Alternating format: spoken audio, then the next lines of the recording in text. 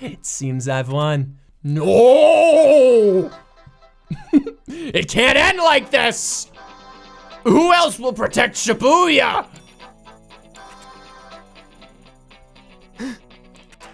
A timer? Why does he have a timer? He's gonna explode! Then you'll do as you intended. Who the fuck is Joshua? And Shibuya? But composer, sir, why? I've decided to wash my hands of it. It has no future value to me or anyone else, so I'm shutting it down. Wait, sir! Shibuya is still full of so many possibilities. Yes, and people too dull and clouded to see them. Shibuya's influence is too strong. I have to end it now before the other grounds are poisoned and all is lost. Then the problem is the people? If they change to something more suitable, you'd stay your hand. Yes, but that's clearly beyond them. Sir, give me a chance to prove you wrong. I swear I'll remake Shibuya in a way that will please you. A game then. The game? That's right, the rules will be simple. If you manage to fix Shibuya, you win. Shibuya stays. And if I can't fix it, then you lose, Megami. And Shibuya will be erased. That's all right. If I can risk my life to protect Shibuya, I will. But what chance do I have of beating you? Relax, Megami. I'll be sure to handicap myself. I'll retreat to the RG and I won't challenge you directly. But I will pick a player to represent me. Since you've piqued my interest with this talk of rebuilding, expect me to be watching from the sidelines. Very well, sir. I'll enter your game. Then first, I'll need to collect your entry fee. You have 1 month, Megami.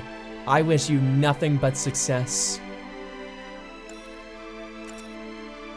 You're going to erase it. The streets I know and love gone. You did well, Megami. That was one of my most enjoyable games. I gave it my all, sir. I have no regrets. You know, I liked your idea. Shame it didn't work out. You gave me a wonderful opportunity. Thank you, sir. As for you, well played, player. I still can't fathom why my imprinting failed to affect you. Me neither. Wait, that's right! What? Another player pin! Why do you have 2? I only gave you the 1! Of course! Neku, it's up to you now. Huh? Joshua? What's going on? All of this was a game, one set up by me. What? Then that means you're... Let me make it obvious. I suppose they'll serve. What's happening? I can't move, yo. Shiki beat! It was me, Neku. I'm Shibuya's composer. What? But that can't be! I know that must unsettle you, especially since we spent all that quality time together. Still, it's the truth, and I need you to face it. What the fuck is going on right now? Okay. Megami and I decided to play this game to determine if Shibuya should exist or not. Then everything I've done, all of it.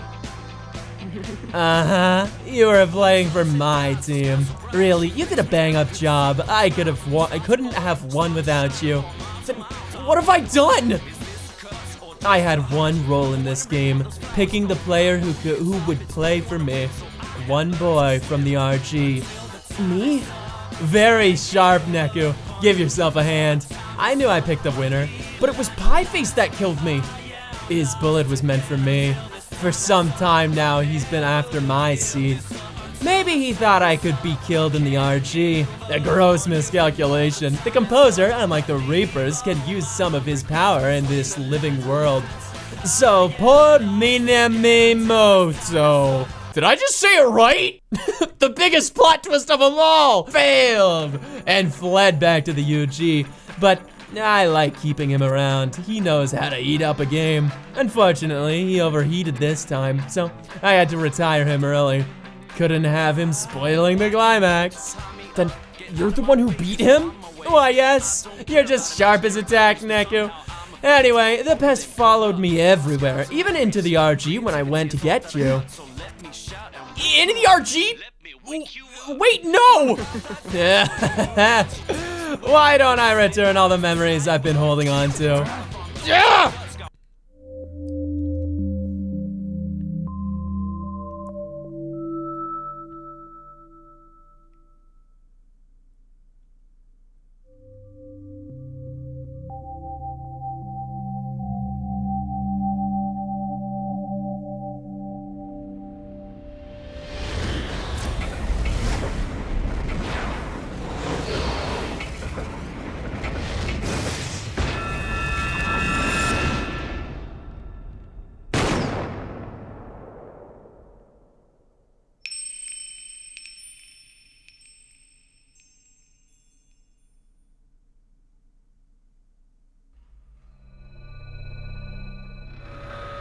I blew it.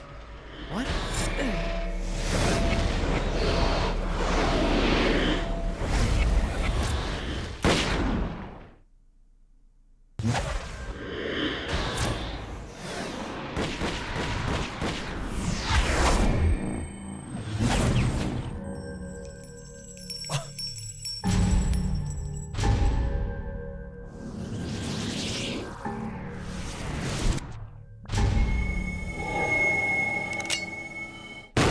Oh my god!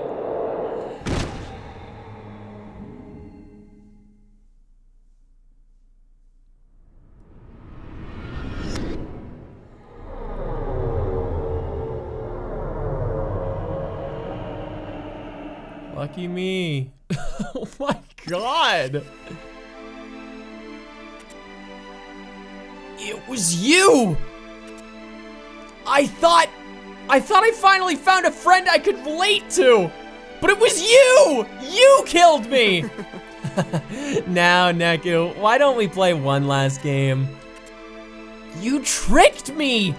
The winner gets to be the composer and do whatever he likes with Shibuya. If you win, you decide. If I win, I'll decide. Of course, I've already decided. You're a monster! Neku, you'd better pick up that gun. I mean, this is going to be a duel. I'll keep the rules extremely basic. I'm going to count down from 10. On 0, we shoot. See? Easy. Don't screw with me, Joshua! I assure you, I am not. Life's little crossroads are often as simple as the pull of a trigger. Neku? Your face is priceless. Don't you remember what Mr. Hannah Montana told you? I'm just... Oh, before I forget, I've collected your entry fee. Now, let the game begin. 10, 9...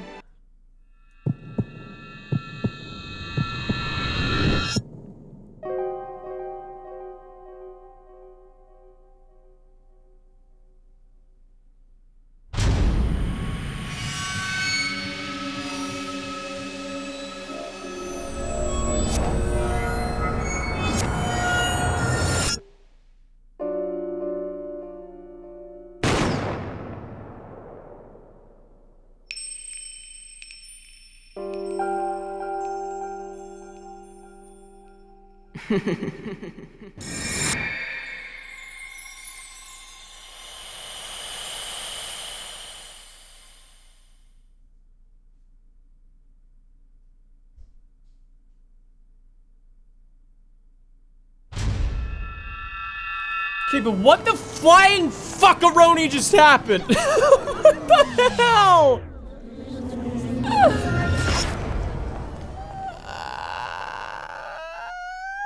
Okay.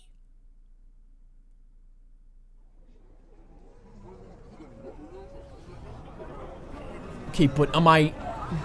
Where am I? Like where actually am I? Why? What the hell? What the fuck? Do not roll credits. Do not roll credits. 7 days later. Yes, please give me an explanation. Same streets. Same crowds, too. Yeah. Shibuya hasn't changed a bit. But still, I don't think I can forgive you yet. You don't see it, but those few weeks were very hard for me. Learning to trust people.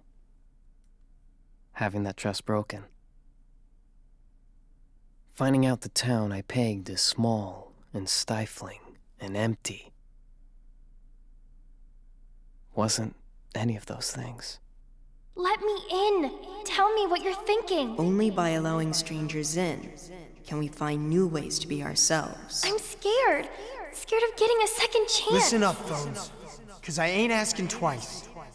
Please, help me. You gotta help me save her. Neku, that's the first time you used my name. But Neku, I thought you couldn't afford to lose. Give up on yourself, and you give up on the world. You ain't my partner anymore, man. You're my friend. Once you see the real me, will we still be friends? I'm glad I met you guys. You made me pick up on things I probably would have just gone on ignoring. Trust your partner. And I do. I can't forgive you, but I trust you. You took care of things, right? Otherwise, Shibuya would be gone, and my world with it. Hey, did I mention? I've got friends now. We're getting together for the first time in a week. See you there? Yo! Over here!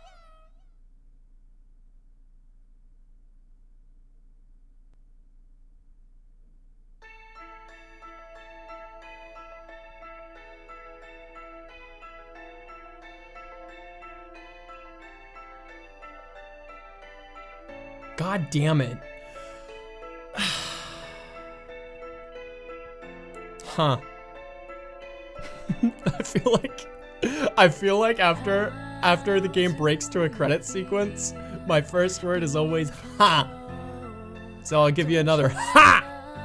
What the fuck was that? Come on. First off, the part that I actually understand, adorable. I really like this. The ending is fucking great. What I don't understand of the ending, though, you know, again, I don't understand it. So, you know. Huh.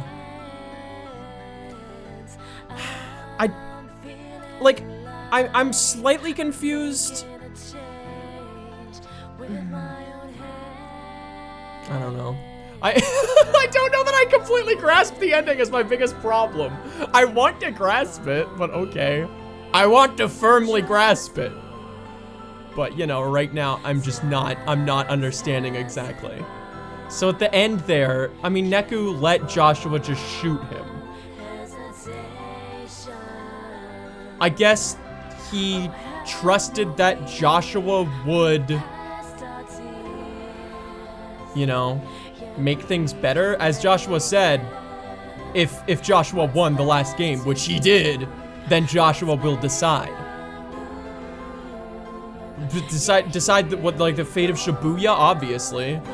And he decided to keep it intact?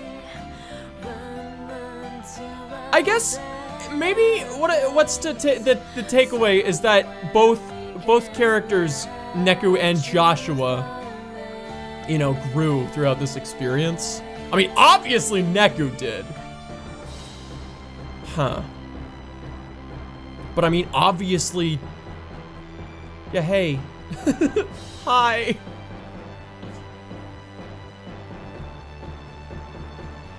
Hi.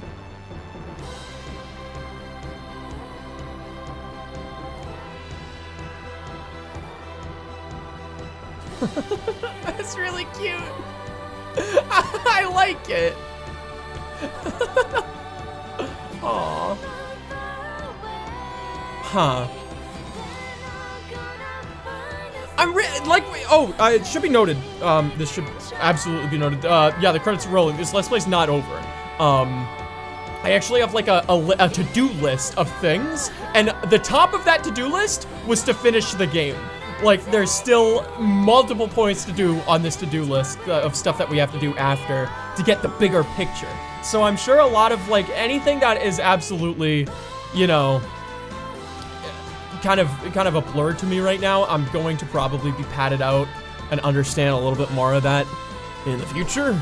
I guess we'll see. But goddamn, I like this story. The writing was there. Everybody had such a wild personality, and you could just tell. You know, there were multiple times where I'd make a crack at like, well, fucking who that is off screen, just by like a one word sentence that they'd say. Like, you know who was talking off screen before they even showed up on the screen. Everybody had such a distinct personality, and that was really cool. You know? I don't know. It's just kind of sad that, I mean, like, who at the end of the day, like, is Joshua actually a kid? Like, Joshua's probably not actually a kid, right? Is he a kid? I don't know. I don't know. Joshua's like the biggest mystery of this entire thing. Wild. Anyway, I don't know if I actually split this last episode up in 2 parts or not. I think that I want to, but I'm gonna see exactly how I do that. So maybe last episode ended without a proper sign off, and this episode began without a proper intro, but you know, I don't know how that would have worked up to this point. But goddamn. We still got more to do. Like, I can actually look at my to-do list right now and say exactly what we're gonna be doing next, which at this point will probably be in the next episode. The next thing we have to do is read some reports. How exciting! In fact, we could probably do some of that right now. Just immediately jump into reading some of these reports. Oh, the screen dim, sorry. And then after that, there's still a good bit more gameplay. In fact, I mean, I don't want to spoil this for anybody that's been following and has not played this, but without spoiling it, there is some really wild stuff on this to-do list. Like, apparently one of the things that I have to do is play an entire parody chapter of the game. Like, a parody. The fuck? Okay. And I'm told to not expect to beat the boss that comes at the end of the parody chapter. As a little forewarning, because apparently it's tough as nails. So, you know, there's that. But that's only one of the things. There's also another bonus chapter that we have to do as well that's actually part of the canon story. But as far as I can tell, the parody chapter is not canon, which is kind of wild. But you know, that's yet to come. For now, what we have to do is read some goddamn reports. I'm not exactly sure how. Hey, a post-credit scene. I hate music now! I'm just kidding. I get it, it's symbolism. That's really cute. I like it. He's done tuning out the world around him. That's really cute. Huh. And obviously, like I said previously in this Let's Play, not that long ago, there is a sequel to this game that's coming out. I've seen, oh my god, I got a new opening screen or some shit. Or is this just an end screen? This might just be an end screen. Look at all my friends. I've made so many friends along the way. Yay. Cute. One of them is questionable. Am I really friends with Joshua? I mean, after everything, I think Neku probably would say yes, which is kind of wild. How do I read these chapters? These things. What happens if I continue? Is this gonna bring me into like, game cleared? This proves that you've beaten the game. Nice work. You can now access the chapter selection menu from the main menu. That might be what I want to do. We have to go around and beat some like Reapers. Congratulations, you beat the game. This tale is now drawn to a close. If you like, you can revisit any part of the story. Just select a day from the chapter selection menu. All your items, pins, and other stats will be carried over. You can skip past cutscenes you've already seen by pressing the skip button. Delve into each chapter to unlock secret reports penned by, well, you'll have to see for yourself. The reports flesh out the backstory for each day, and we hope answer some of your lingering questions. I hope too! Collect all the reports for one last surprise. We won't spoil it for you. Beating the game has also unlocked a side story, Another Day. Join the cast's alter egos in a zany romp through an alternate Shibuya. Okay, it's all you now. Pick a chapter, live a little. You can access the chapter selection menu via the main menu. That's the only way out of this room. Got it? Good. Tutorial box out. Love you, tutorial box. Oh, so this is the only way out of this room? Like if I go further, oh yeah. Oh, this is really weird. Oh, honeycombed again, son of a bitch! So I could just go and I select chapter. Oh, okay, that's pretty interesting. But the next thing that we have to do is kind of weird because I was informed, something that I actually kind of forgot about until just this second. I was looking around for where to read the reports, but I was told multiple times, and it's my own idiocy that I forgot, the fact that I need to unlock the reports through very tedious means. And I have already been told that it's not worth actually doing. It's basically going to extend the Let's Play ×2 if I do that. All on camera, and if not, and I just want to do it off screen, it's gonna be the same amount of time anyway, you know, another 15 hours. So I was told not to do that, and instead I was told to go seek them out online because just reading them is basically all that there is to it. So I'll see you guys in a second when I flip over to some reports that we're gonna be reading. Okay, so this is actually how we're gonna do things. I just loaded up the World Ends With You fandom site, so it has a bunch of weird ass ads on it, but hey, that's entertaining for everybody, right? No? Okay, well, here I go. I'm gonna read the first report that I don't even know who these are by, but I guess we'll see, probably be enlightened as we go.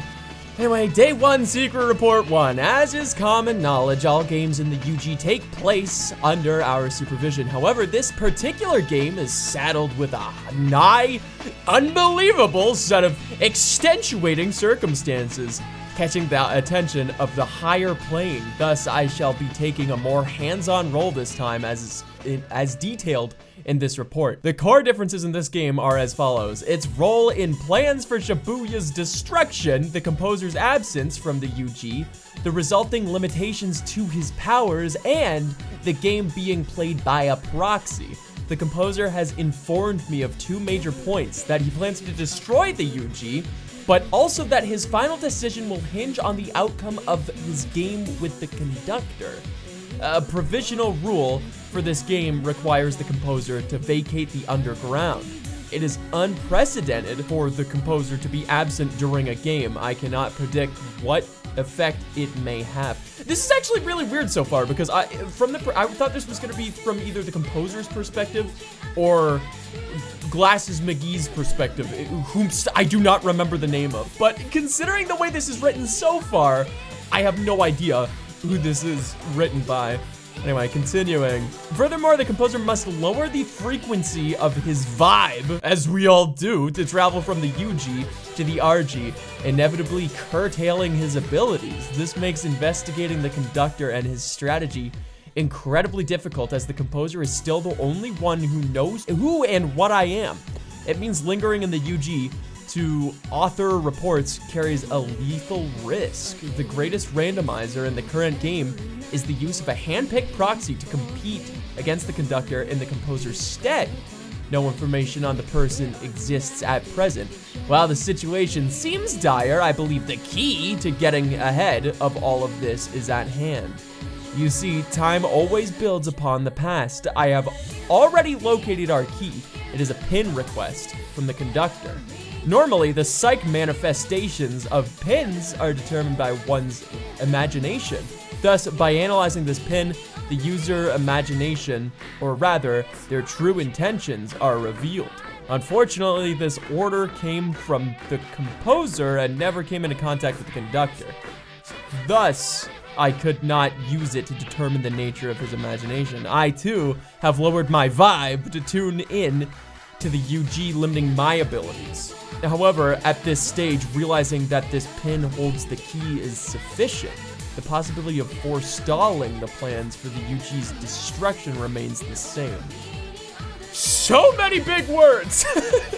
Also, we're reading a lot, by the way. We've got like several of these to read. So, buckle up! Day 2, Secret Report 2. As the game was set to end, I felt an intense burst of soul, and at its source, I found the composer's hand-picked proxy, one Neku Sakuraba. Let it be noted that once danger was past, the soul he expelled rapidly tapered off. I shall define soul as it exists in the UG later. For now, let it suffice to say, it is the energy he bears within him. His soul is the result of a rift between his body and emotional mind. The discord can be traced to a few causes. His dense and elusive soul composition, emotional confusion inhibiting the unity of his emotional self and physical body, and the exacerbation of that confusion by memory loss due to his entry fee. Shibuya's fate may rest on how well he manages to stabilize his soul. To measure his stability, I gave him a harmonizer pin. It can only be used when he cooperates with his partner. Synchronizing with another hinges on his ability to first stabilize his own soul. Thus, a successful use of the pin would indicate he has made progress on that front. The further he is able to push his and his partner's psych resonance through fusion, the greater his own internal stability will have become.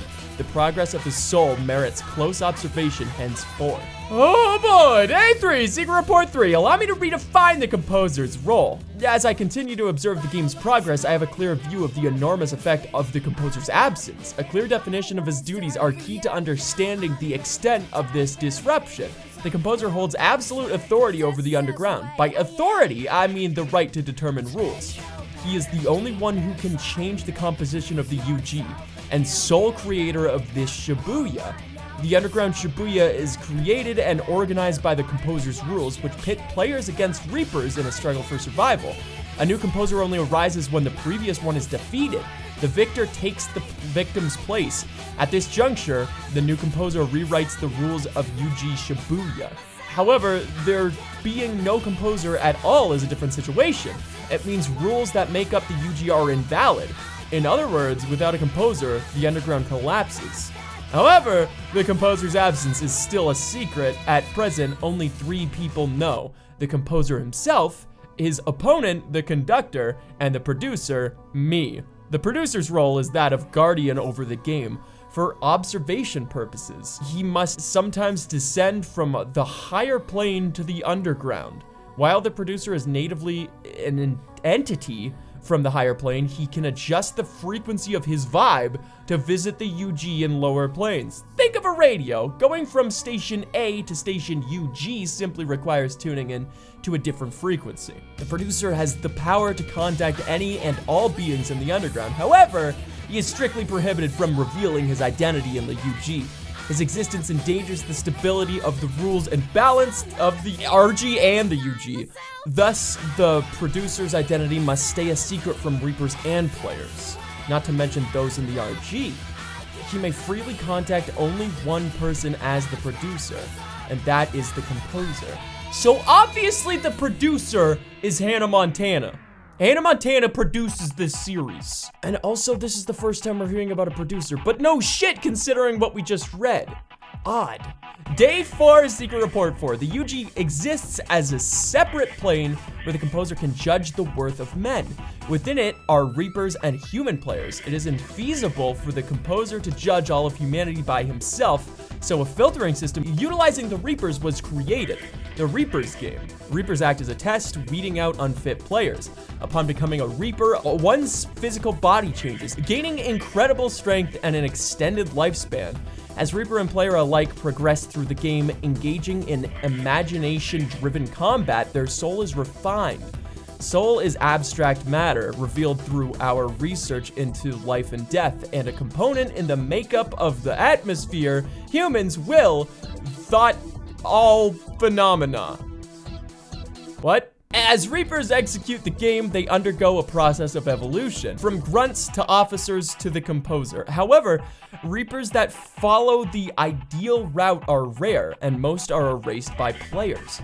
Reaper or player, those erased within the game disperse the mind and spirit housed within their flesh in the form of soul. Thus, they are erased only from visible existence. Their soul persists in the UG until gathered and tied together according to a new code.